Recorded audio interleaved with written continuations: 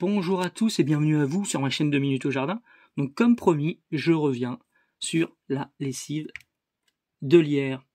Alors vous voyez là, je me trouve devant ma machine. Donc là, je n'avais des fringues qui étaient vraiment pas très sales, juste des fringues portées sans faire... juste portées comme ça, sans faire quelconque travaux avec de la graisse ou des salissures au jardin ou quoi que ce soit. Donc voici en fait ma lessive de lierre.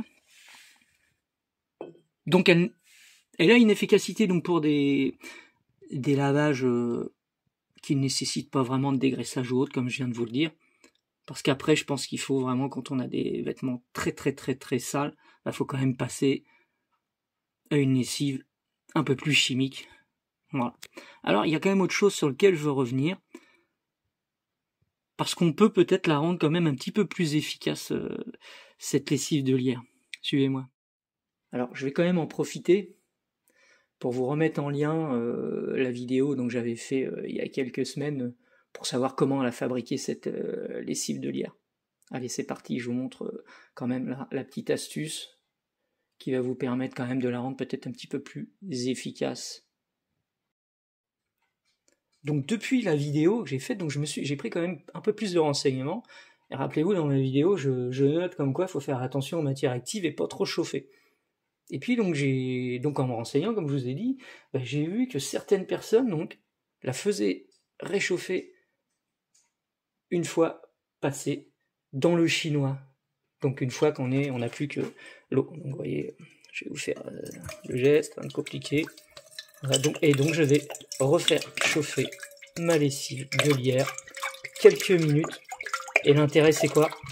Et c'est de concentrer toute cette matière active qu'il y a dans cette lessive. Et donc on aura une lessive beaucoup plus performante.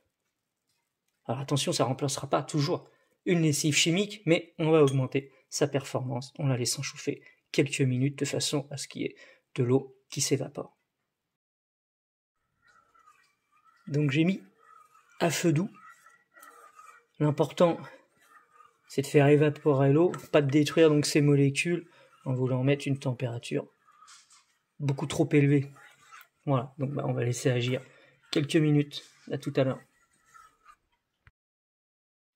Donc une demi-heure s'est écoulée, donc il va me rester plus qu'à mettre toute cette lessive de lierre réchauffée dans ma bouteille. Ça a suffisamment refroidi. Voilà. Et donc, je vais continuer après, je finirai tout à l'heure, parce que c'est compliqué de filmer tout en faisant ça, j'ai pas envie de faire une catastrophe.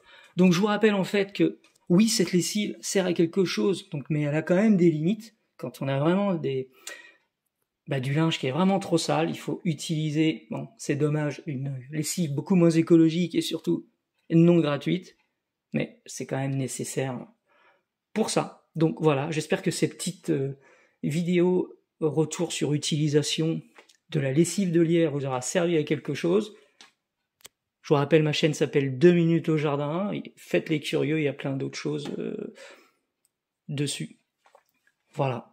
Alors je vais vous mettre aussi en photo, en plus du lien, la vidéo que j'avais fait pour comment fabriquer cette lessive de lierre. Donc si vous avez aimé, vous avez le droit de liker, vous avez le droit de partager, et puis surtout, n'hésitez pas, ça fait toujours plaisir, ça donne envie de continuer à faire des vidéos. Abonnez-vous. Plus on est fou, plus on rit. Et plus on apprend aussi.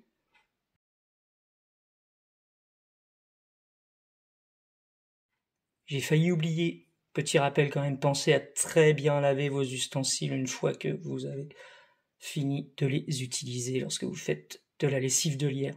Petit rappel, mais qui est quand même important pour votre santé. Allez, au revoir.